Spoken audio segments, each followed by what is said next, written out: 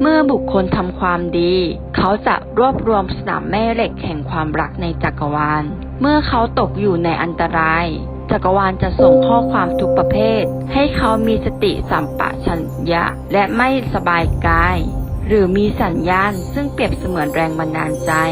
แรงบันดาลใจเกิดขึ้นที่ใดมีความรัก พระองค์สามารถช่วยให้คุณหลีกเลี่ยงภัยพิบัติและเปลี่ยนอันตรายให้กลายเป็นสายลมได้ ส่งต่อวิดีโอนำโชคนี้ไปยังคนที่คุณรัก10 คน และส่งต่อความโชคดีให้กับคนรอบข้างมากขึ้น ในขณะเดียวกันเขียนความปรารถนาของคุณในความคิดเห็น คุณจะมีโอกาสได้รับเงิน300 บาท